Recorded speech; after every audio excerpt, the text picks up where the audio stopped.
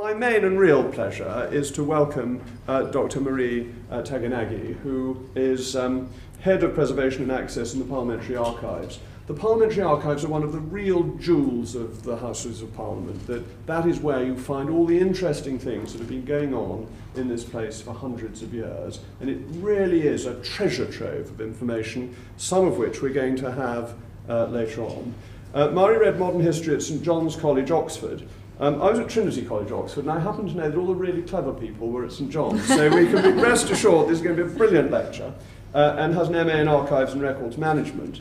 Her PhD thesis, completed in 2012, was entitled Parliament and Women, 1900 to 1945, and looked at the different ways in which women interacted with Parliament during a period of seismic change as women became voters and members of Parliament for the first time, as well as looking at areas such as legislation affecting women's lives and gender equality after the First World War, and the role of women in standing committees and select committees in the interwar period.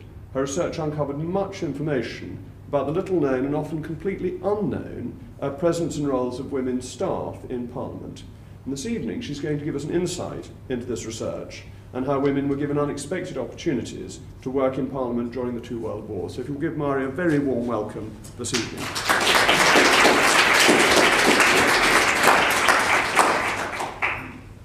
Thank you very much. I'm delighted to be here this evening. Thank you to the Speakers Advisory Committee on Works of Art for running this series of talks, to Melanie for inviting me to do this one, and to the Parliamentary Archives for supporting me all through my research over 7 years of a part-time PhD while working full-time. Okay, so today I'm talking about women's staff in Parliament during the First and Second World Wars.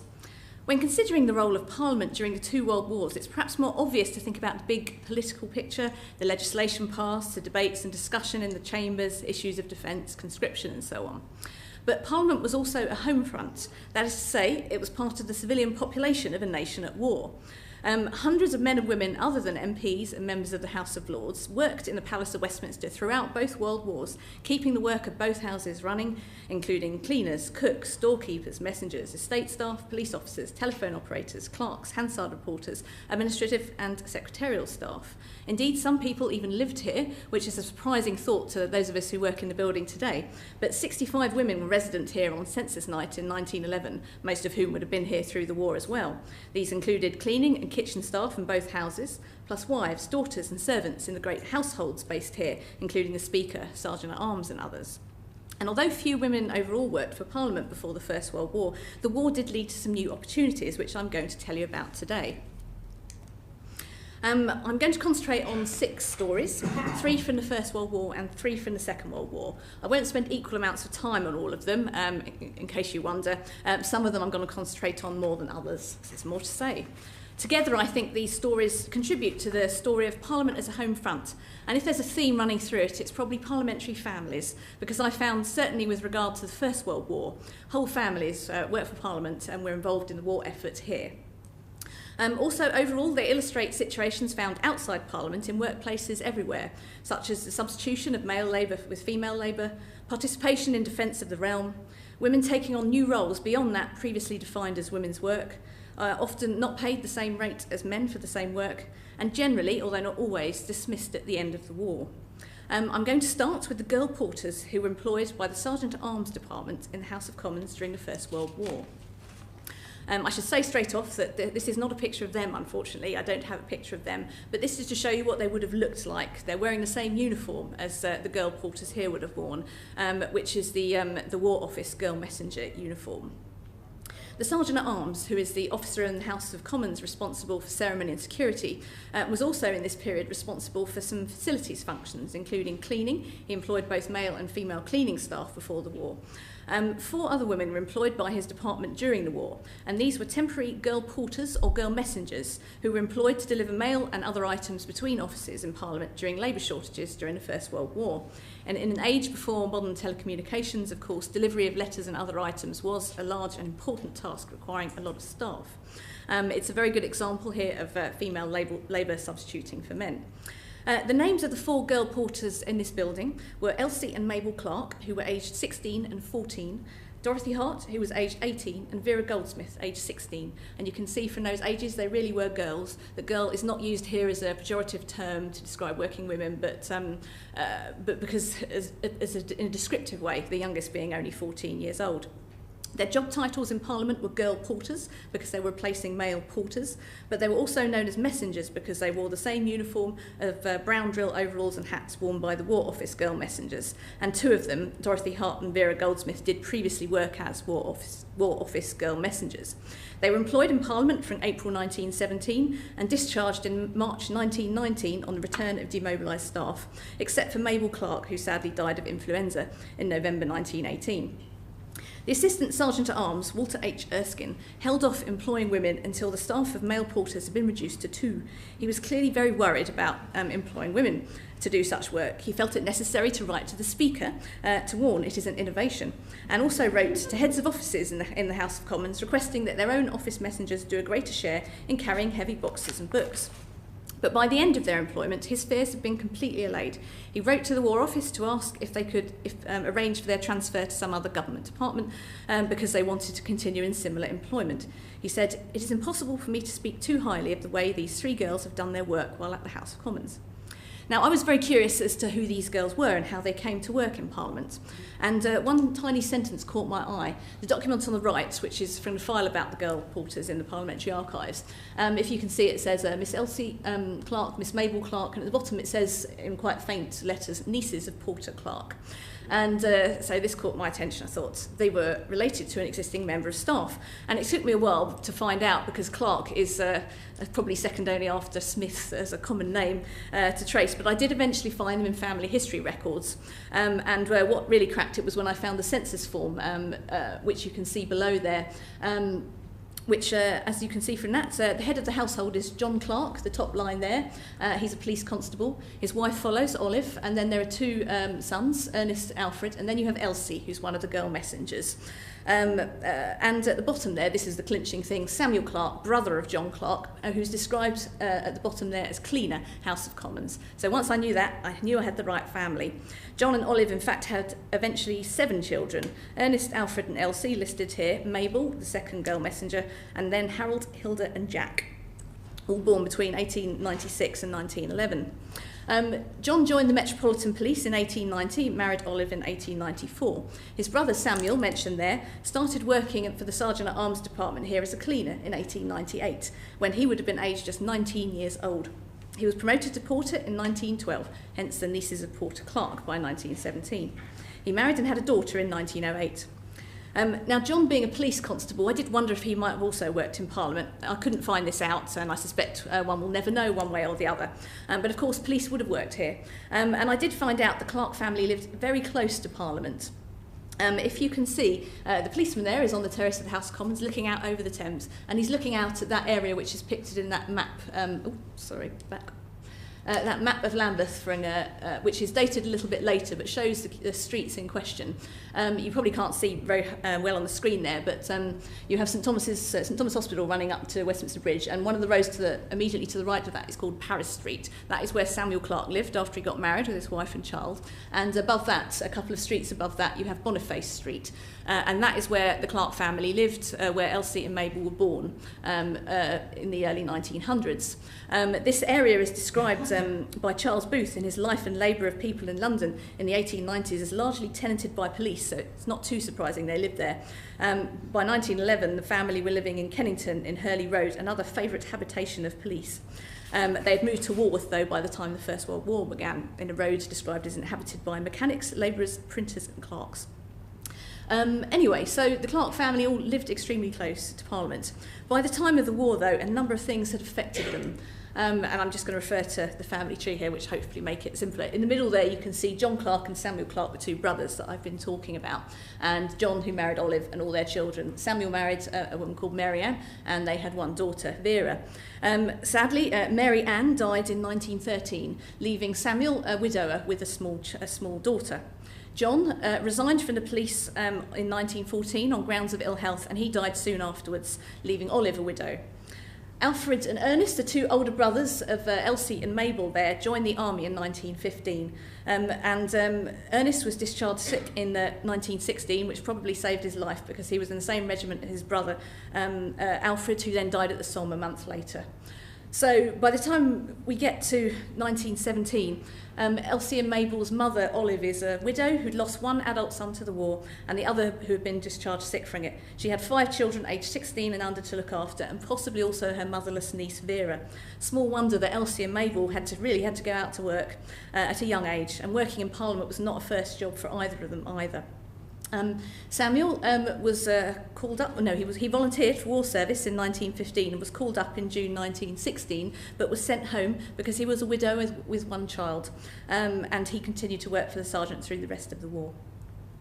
So hopefully Elsie and Mabel's employment helped the family, but it is sad, very sad that Mabel died in November 1918 of influenza and double pneumonia. She would have been aged just 15 years old at that point.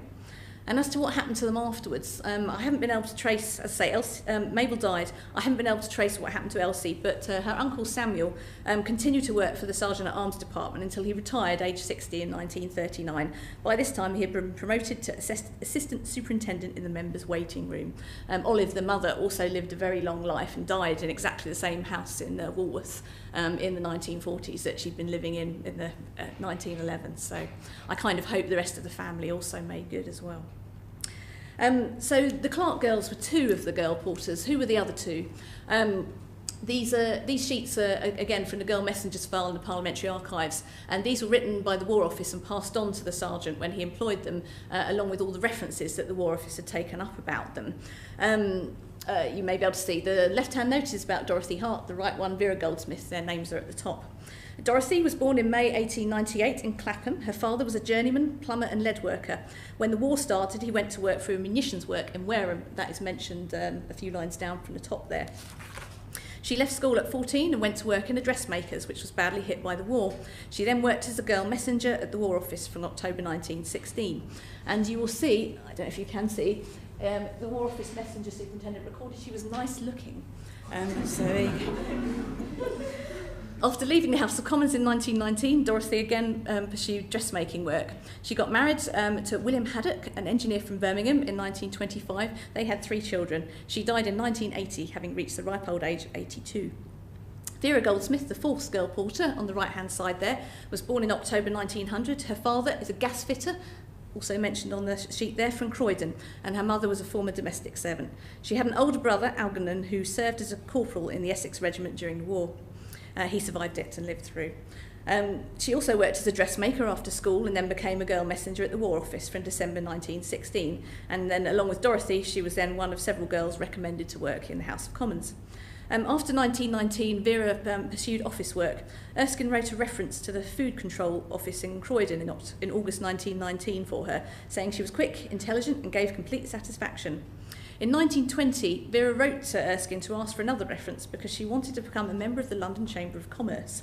Now, the London Chamber of Commerce had been established in 1881 to represent the interests of the London trading community and assist its members in resolving day-to-day trading problems. There is unfortunately no evidence to show Vera succeeded in becoming a member. I've combed the records at London Metropolitan Archives with no result. Nevertheless, I like to think that her interest in it shows that she wanted to pursue a professional career in business and not simply an administrative role. She died in October 1950 in Croydon, aged 49. She never married. So that is the girl porters in the First World War. Just as a postscript, you might like to know that there were also 4 women porters employed by the sergeant during the Second World War, without the same degree of angst about carrying loads of uniforms this time. And again, 2 of them were sisters. Miss Joyce Clark and Miss Janet Edwell, aged 25 and 30 respectively, were employed as women porters from November 1941. They were the daughters of William Munsey, previously an office keeper in the Commons, who died earlier that year. And their mother, Clara Violet Munsey, was also employed by the sergeant as a cleaner from 1944.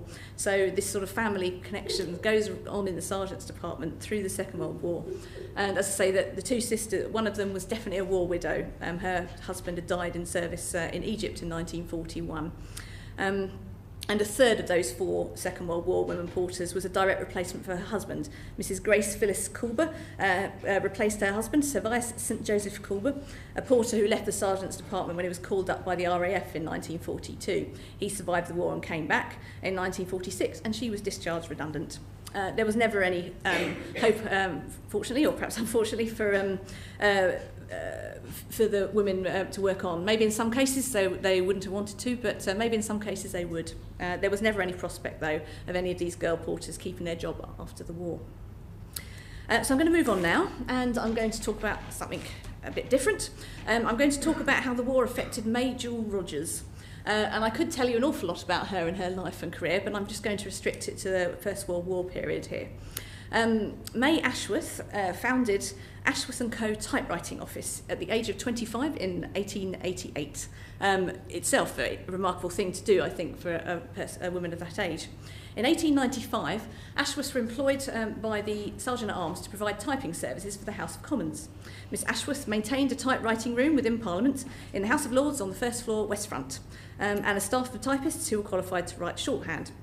Initially, the typists were there for the members to use, but they soon came to do work for both houses as well. May got married to William Paul Jewel Rogers in 1900. He was 24 years old and she was 37, although her age was given on her marriage certificate as 34. I think of her as the ever-youthful Miss Ashworth because by the 1911 census she's actually 48, but she's down as 41. Anyway, so after she got married, she and her husband ran Ashworth & Co. as partners together until the war came along. In August 1916, William applied to join the army. I suspect he applied just before he would have been conscripted anyway. He was appointed to a commission in the Royal Garrison Artillery and was stationed at Manchester from November 1916. Now, he didn't have a great time there, I suspect, because medical boards in 1918 and 1919 found a heart murmur. He'd been complaining about ill health, but it wasn't bad enough to stop them returning him to duty. The doctor's comments include, this is his military file at the National Archives, he has taken little exercise and thinks he gets swelling in calves of the legs, probably obsessional. He is too stout and out of condition. Exercise and a dry diet would prove very beneficial. This isn't the sort of average picture of First World War soldiers at the front, I think, but then he was based in Manchester. William wrote plaintively to the sergeant twice in early 1919, asking if the sergeant could help expedite his demobilisation, describing himself as a pivotal man to the House of Commons. The sergeant wrote once without success, and the second time replied to say he couldn't do any more because he cannot describe you as an official of the House. So there. William was finally demobilised from the Special Reserve in June 1919. Following this, William and May's business partnership in Ashworth & Co. was dissolved by mutual consent in August 1919. May took responsible for all debts paid and owing and continued to run the company as before. He became a motor car agent. May then initiated divorce proceedings in October 1919, claiming conjugal relations had been withheld since mid-November 1914, i.e. throughout the whole war, saying she hoped things would be better with his demobilisation, but they weren't. The divorce was granted in November 1920 on grounds of adultery coupled with desertion by reason of non-compliance with a decree for restitution of conjugal rights. William remarried soon after. He married the female respondent cited in the divorce petition. I suspect they both wanted a divorce. They each had to write these letters for the sake of the divorce court to show their marriage had broken down and the conjugal rights could not be resumed. I suspect they both wanted this situation. May was clearly an exceptional woman. Ashworth & Co. was very much her company before she got married. I don't think she just became a sleeping partner after the marriage. Who knows, she may have got divorced from him regardless. Nevertheless, the war played its part here in removing her husband from the sphere of operations. May continued to run Ashworth successfully in his absence during the war. This concluded negotiating an official contract between the sergeant and Ashworth & Co. for the first time during 1918 to 19. And it seems to me that the war gave her chance to get her business back. I'm going to move on now, and I'm going to talk about the Court family in the House of Lords, my third and final story about First World War. Pictured here are Robert Ambury Court and Hannah Frances Mary Court, who was known as May, clearly a more common name in those days. They were brother and sister twins who successively worked for the House of Lords, Robert between 1903 and 1917, May between 1918 and 1943. Their story shows the powerful impact the First World War had on a parliamentary family and the opportunity it provided for a woman. Their father, Thomas Ambry Court, started working for the House of Lords in 1873. He rose through the ranks, and in 1903 he became Receiver of Fees, Accountant and Examiner of Acts, and Head of the Accounting and Copying Department in the House of Lords. He and his wife Hannah had 4 children.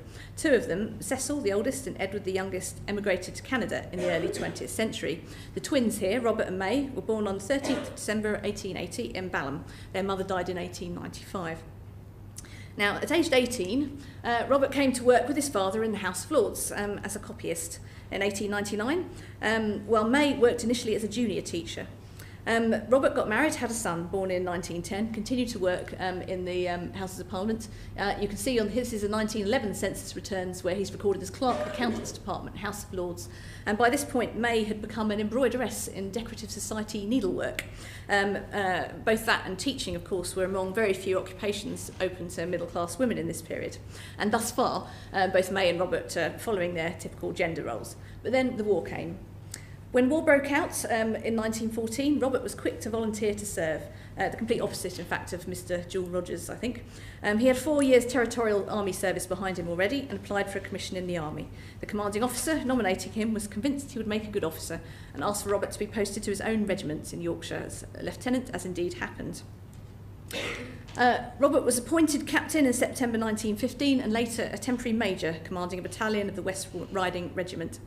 As you can see from this page here, you probably can't read it very well, but this is a page, a draft page from the House of Lords Officers report in 1916.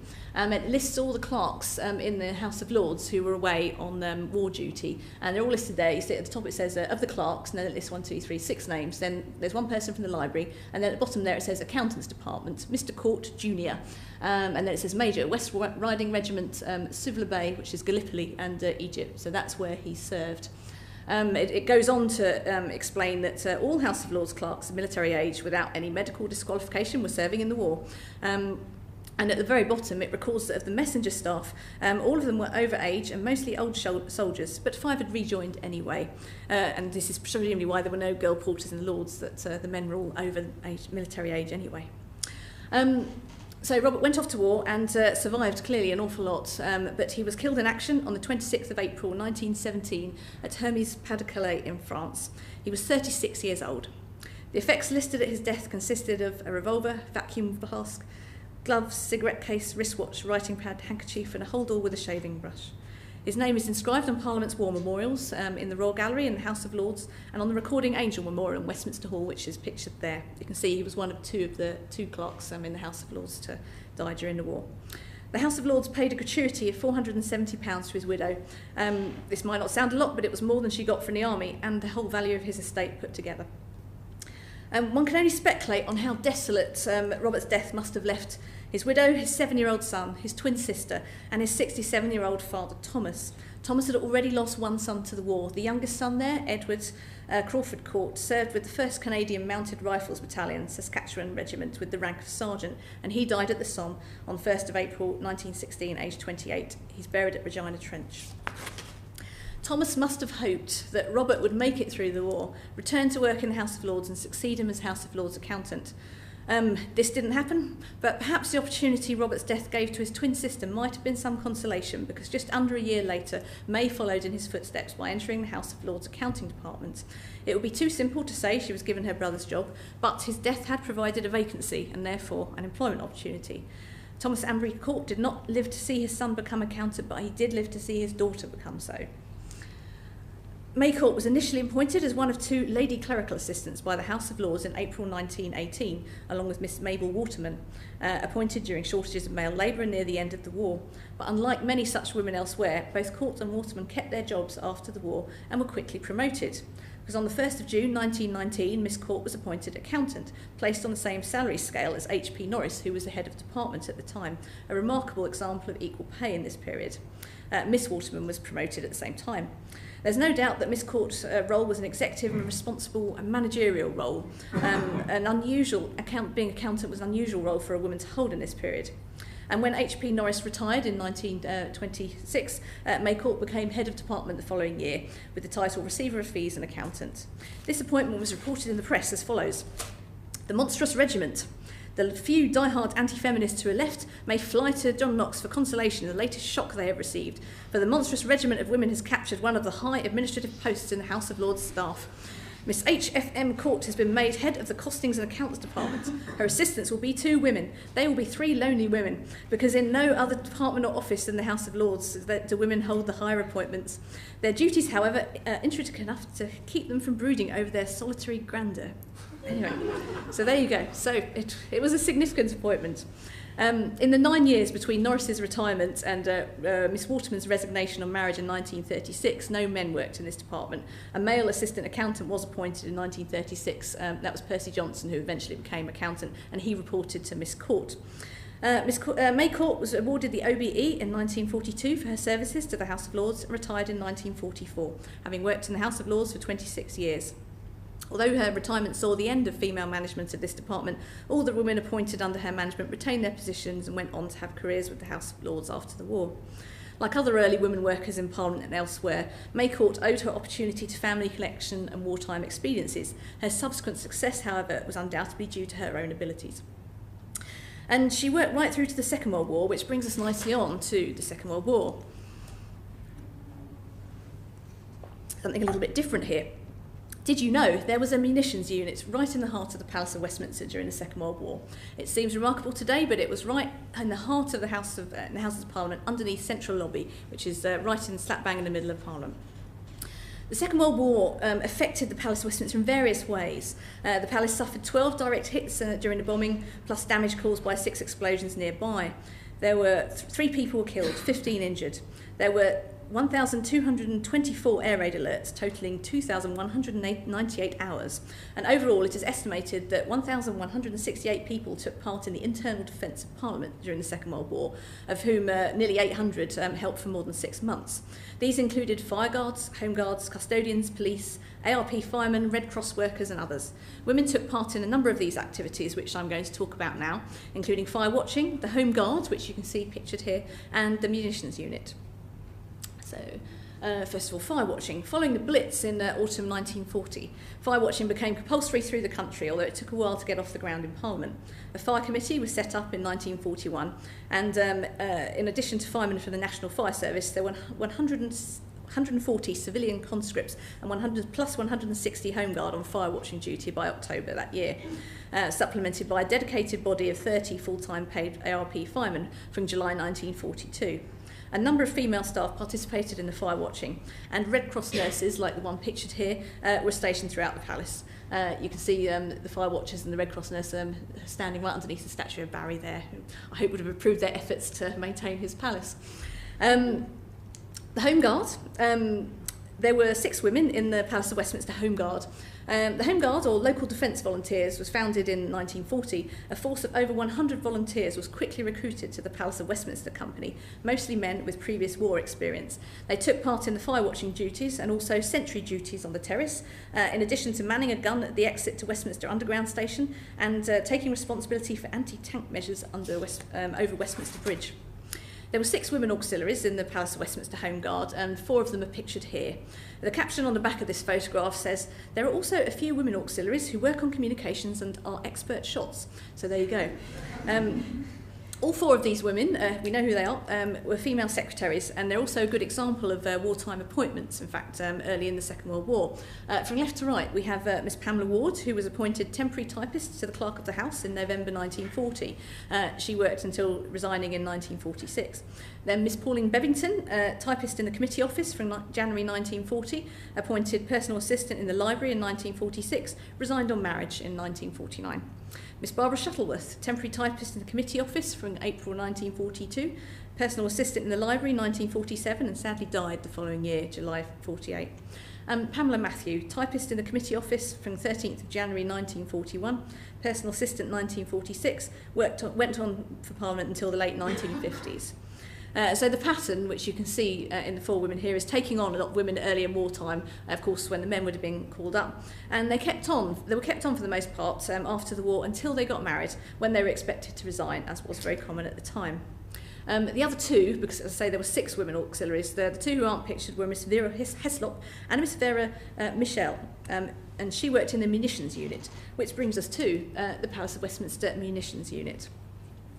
In 1942, in response to offers of voluntary labour from members, officials and staff, munitions training and work was organised for people in Parliament during evenings at the London County Council Westminster Technical Institute. Nearly 70 people participated in this, including the 4 female secretaries that we just saw, and also Thelma Castlelake MP, who wrote afterwards, "I must say I thoroughly enjoyed doing the munitions." The London County Council decided after a couple of months that it needed the workshops itself, and so instead it was proposed to have a munitions workshop on site in the palace instead.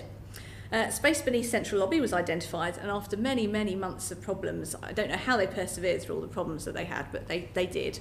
They finally started production in December 1943 under engineer Mr. C. Donaldson, and it ran until December 1945. It was staffed by more than 100 male and female volunteers recruited from members, officials and staff of both houses and their relatives and friends. A high proportion were women, a lot of them were wives of MPs and peers. They were very enthusiastic about the work for the most part, very dedicated.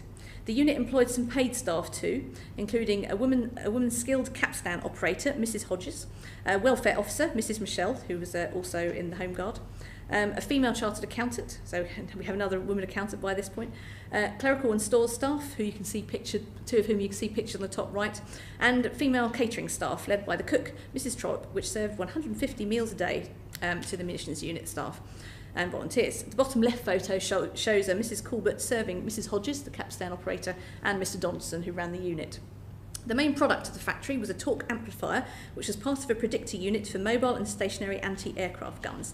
Work was also undertaken in the assembly of detonator holders and priming fuses, but they weren't actually manufacturing explosives here, which is probably a relief to everyone to know. The volunteers inspected, assembled and dispatched all the parts to the filling factories. Over 2 million shell fuse parts were inspected for the Woolwich Arsenal Inspection Department, and 95,000 special packing case fittings were made as a sideline. All in all, I think it's quite remarkable. The bottom right picture is a farewell picture when the unit closed, and of course without any prospect of continuing employment for any of the staff or volunteers, of course. My next story is the first female Hansard reporter, the first permanent female Hansard reporter, whose name is Mrs. Winder. The Second World War brought opportunities for women to report on parliamentary proceedings for the first time. For example, Miss Ellen Bayliss from Reuters became the first woman to hold a personal permanent ticket to the press gallery in 1941. The Reuters chief of parliamentary news wrote to explain at the time, "Under the scattered conditions in which the gallery lives nowadays, I do not think this will cause anybody any inconvenience, although I've tried to avoid it for as long as possible. She is a very quiet and unassuming person, well used to men. She is married." The chairman of the gallery replied, "One of the chief beauties of the gallery hitherto has been its immunity from all things feminine. It is true there have been women within its portals before, but there were birds of passage sent on transient missions by puckish editors. I look forward to the time when peace and reconstruction may restore us to our former tranquility." You can tell they were journalists. Anyway, so as well as the press gallery, Hansard reporters who produced the official edited verbatim record of speeches and debates in Parliament employed their first permanent woman reporter in 1944. Women were employed on a temporary basis as early as 1919, but we have to wait till 44 for the first permanent one. Mrs. Jean Winder was initially put on a 1-year contract at a salary of £400. She was then made permanent on a salary of £560, below that of the men, despite the fact she was performing the same job and highly rated. You can see here a comment from the editor of the official report, Mr. P.F. Cole, on her employment. He says that he only employed her because he really could not find a man for the job. Hansard staff has lost 4 good men to the services. It was absolutely necessary to secure further assistance. But after she'd worked there for a bit, he soon came to appreciate her and actually rated her very highly indeed. You can see he says, "I'm very anxious to retain her services. She has helped us at a time of great difficulty and shortage, has proved a capable and efficient reporter, has learned our ways and formulas." Amazing. Indeed, the commendations on her work from individual members of the House have exceeded those obtained for the work of any other member of the staff. She is most willing and active. We should all much regret her loss as a colleague. So she was a roaring success. Who was she? Although everybody called her Jean Winder, her name was actually Florence. This is given in the salary records at the Parliamentary Archives. She was born Florence Mary Hayward Wood in 1907 and married Ralph Spearing Winder in 1940. Sadly, he went down on the HMS Fessender in June 1941, leaving her a war widow. Although Cole asks her here for her to be paid the same rate as for a man, this didn't happen. She continued to be paid less than the men, and this reached a head in 1951 when she reached the top of her pay band and could no longer get any pay rises. The Treasury refused to act, and her case was taken up by an MP, Irene Ward. Irene Ward was a great champion of equal rights for women. Ironically, this whole story meant that Mrs. Winder, the Hansard reporter, ironically featured in Hansard herself during a debate on equal pay in 1951. Ward declares, the House of Commons is run on the basis of equal pay, but there is one woman on the Hansard staff in the gallery, Miss Winder, who has not got equal pay. I've got Mrs. Winder's permission to draw the attention of the House to what I consider is an intolerable constitutional position, in which we have servants of the House who have no protection whatsoever refuse a salary which has been specifically recommended by Mr. Speaker. This was part of an enormous battle that Irene Ward fought with the Treasury on Mrs. Winder's behalf, a very large file preserved today at the National Archives. Everybody at the House of Commons, from the Speaker downwards, thought that she should get equal pay, but the Treasury were obdurate to the point where they didn't seem to be able to get back down. And the end result to the compromise that followed was, although she didn't exactly get equal pay, in 1953 the maximum of her scale was raised to the same as the men, and therefore she could start rising up the pay band again. It was also agreed that as the maximum of their band rose, hers would rise too. So it was a victory. Equal pay was achieved in the civil service 2 years later in 1955 and implemented in stages, including here in Parliament. So hopefully she would have got her equal pay anyway 2 years later. The final story I'm going to look at tonight is the first women clerks in the House of Commons, and particularly the story of Miss Kay Midwinter. Clerks in Parliament are the top run of the staffing ladder and not the bottom. 3 women were first appointed as clerks in the Commons on a temporary basis during the Second World War. These women are not well known. The first woman clerk was Kay Midwinter, who was appointed temporary clerk in the committee office on the 29th of April 1940. As the press reported excitedly at the time, girl clerk in Commons. Parliamentary history was made yesterday by a girl, Miss Kay Midwinter, dark, slim, businesslike, who served the League of Nations for 9 years, has been appointed a temporary clerk in the House of Commons. It went on, the first woman clerk has all the privileges extended to her male colleagues. She can listen to the debates from behind the bar or from the official gallery. In fact, at times it will be her duty to do so. She is liable to be called on to act as a division clerk. The appointment is a wartime measure. It's also a complete break with precedent. In case you wonder how old the girl was, she was 32 years old at the time of her appointment. You'll also notice it claims at the bottom there that she's the first woman other than a woman MP to set her feet on the floor of the chamber while the House is sitting. I don't think that's true. For a start, there was a suffragette who ran into the chamber in 1906, so I think she was the first, if anyone was. But anyway, it's the press. Midwinter's presence certainly caused a ripple in the parliamentary establishment. One of her fellow clerks, Basil Drennan, wrote to his parents that it had created a sensation in the committee office. A woman amongst all these men, and for the first time in history, another sanctuary gone, I feel. His father wrote back regretting the loss of sanctuary. Midwinter worked on the Commons Select Committee on National Expenditure, set up to scrutinise government expenditure during the war. The committee was very large and operated through a number of subcommittees who investigated different subjects. Midwinter was initially the personal assistant to the committee clerk, Captain Diver. When it became clear she had the ability to clerk a subcommittee herself, she became clerk to the subcommittee on transport in April 1941, and then clerk to the subcommittee on Works A in 1942. She also clerked an informal subcommittee on women's medical services, which produced 2 reports. Diver said their success was largely attributable to Miss Midwinter's tactful handling, her continuous hard work, and her ability to take a good draft. Late in life, Kay Midwinter remembered her experience in the wartime Houses of Parliament in an oral history recording. You can see here, she remembers standing behind the Speaker's chair while behind 5 or 6 yards from Churchill while he made all his famous war speeches. He used to glare at me much to say, "What's this woman doing?" but never challenged me.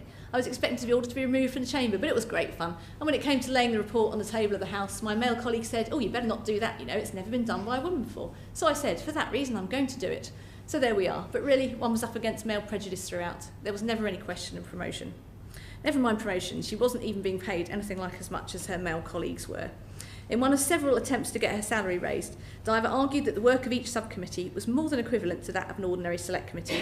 Her burdens had been considerably greater than, and as efficiently carried as those of other subcommittee clerks whose emoluments are more than twice what she is receiving. His case was supported by O.C. Williams, clerk of committees, and additionally the 2 women MPs who were on this committee. These were Irene Ward, yes, her again, and Lady Davidson. They expressed their conviction that Miss Midwinter is inadequately paid and their intention of taking the matter up directly with Mr. Speaker. So what was this salary and how did it compare with the men? This is a salary book in the Parliamentary Archives. You can see at the top it says Midwinter, Miss Kay, appointed temporary clerk. And on the right there you've got the various her salary across time. At the top it says 260, that was her starting salary in Parliament. And then later on it does raise through various lengths. And then if you can see the bit in bold, it says on the 1st of September 1942, the range of 480 to 650 was authorised, being the women's equivalent of £600 to £800 per annum. So after all that effort, her salary was the maximum she could ever hope to earn was just £50 more than the minimum guaranteed to her male colleagues. Basil Drennan, in case you wonder, was earning £850 in this period. He was a much more experienced senior clerk, but doing exactly the same job as she was. Kay Midwinter left Parliament to work for the Foreign Office in 1943, and she went on to work in the United Nations after the war, where she had a long career, first in New York and then in Geneva. She married late in life and she died in Geneva in 1995. Midwinter was the first, but not the only woman temporary clerk during the Second World War. There were two others. One was Miss D.J. Davson. She had a very promising career and was thought very highly of by her managers, but her career was curtailed by the marriage bar. She, after the end of the war, she was put on the established staff on the 5th of July 1946, but removed when she got married on the 8th of October that year. She was retained in an unestablished capacity as a shorthand typist, and thus ended the Commons wartime experiment with female clerks. As the marriage bar was abolished in the civil service on the 15th of October the same year, i.e. a week later, a decision that would have filtered down to Parliament in the end, Davison was unlucky to be caught by the bar. I mean, we don't know, she might have wanted to leave on marriage, but to continue, as she was kept on as a typist, I'm inclined to think she probably wanted to stay and they said no. Anyway, the third and final wartime Commons clerk was an altogether different kind of woman. Her name was Monica Felton. Dr. Monica Felton, because she is doctor despite the Mrs. Title given there, was appointed temporary clerk in May 1942 on a salary of £600, better than Midwinter. The reason for that being that Felton had a PhD and also previous government service. It was still, however, less than Felton had been earning in her previous role at the Ministry of Supply. Basil Drennan wrote to his parents on Felton's appointment. They had a new temporary colleague to act as a sort of economic advisor, who has been pushed onto us at the insistence of the chairman of the Production and Supply Subcommittee. This was the Labour MP Lewis Silkin. Drennan added, "She is a red-haired lame woman who is a member of the LCC and who has been working in the Ministry of Supply. She rather gives me the horrors." So there you go. Monica Felton obtained her PhD from the LSE and was an elected member of the London County Council from 1938 until 1946. After the war, she got involved in new towns and was chairman of first Peterlee and then the Stevenage New Town Development Corporation. However, in a high-profile event, she was fired from this role by Hugh Dalton, the Minister of Town and Country Planning, after going on an unauthorised trip to North Korea for the Women's International Democratic Federation in 1951. Now, that would be controversial today, of course, and it certainly was at the time because the Korean War was going on. She came back and accused American, South Korean and even British troops of involvement in massacres of the Korean population and other atrocities. She made these accusations on Radio Moscow and in the Daily Worker. For this, she was accused in Parliament and in the popular press of being a communist and even of treason. It probably didn't help that she was awarded the Stalin Peace Prize for these efforts. And there was a lot of distancing going on. During the parliamentary debates at the time, an MP said, "I understand there was a time during the war she was employed in a secretarial capacity on the Select Committee on National Expenditure." She was definitely not employed as a secretarial capacity. She was employed as an economic advisor, as Basil Drennan said, because of her previous experience in the Ministry of Supply and on the London County Council, where she was chairman of the Supply Committee. And I think it's outrageous that she then gets dismissed as secretary all those years later, but then there was a lot of distancing going on. Nobody really wanted to be associated with the woman who'd gone to North Korea. The public prosecutor's opinion was there was no evidence for a charge of treason, sedition or anything else. Nevertheless, the episode ruined her career in the UK. She wrote a book about her experiences in North Korea, and then she made a new life for herself in India. Died in 1970. So that's the 6 stories that I wanted to share with you. I think they certainly echo situations found in workplaces elsewhere during the wars, such as substitution of male labour with female labour, the girl porters, women taking over businesses when their menfolk were called to service, Ashworth & Co, participation in defence of the realm, the munitions unit and home guard, Women taking on new roles beyond that previously defined as women's work. This includes several of the women I've talked about, including May Court and as accountant, Kay Midwinter as clerk in particular. They were often not paid the same rate as men for the same work. Jean Winder, Kay Midwinter and the other female clerks as well. And women were generally, although not always, dismissed at the end of the war. Now, the girl porters were all dismissed at the end of the war, and a number of the roles associated with wartime also ended at the end of the war. But perhaps Parliament's interesting here for the exceptions, that actually a number of these women were kept on after the end of the war. Jean Winder stayed on as a Hansard reporter, May Court stayed on and became accountant after the First World War. And I think it's likely that the clerks, the female clerks, Kay Midwinter and Miss Davson, if they'd stayed till the end of the war and hadn't got married and so on, I suspect they would have been kept on because they were very highly thought of by their committee office colleagues. I feel that some of these women are real trailblazers who deserve wider recognition, and I'm delighted to say that I've been commissioned by the Oxford Dictionary of National Biography to write articles on two of them, May Ashworth of Ashworth & Co. and Kay Midwinter, the first Commons Clerk. And this will help these two become better known, I hope. Those articles, I've got to submit them by tomorrow, and hopefully they'll be published this autumn. But as well as being interesting in their own rights, I think these stories illustrate a variety of aspects of women's staff in Parliament, and they help place Parliament in the wider story of the home front in the UK during the two World Wars. Thank you very much.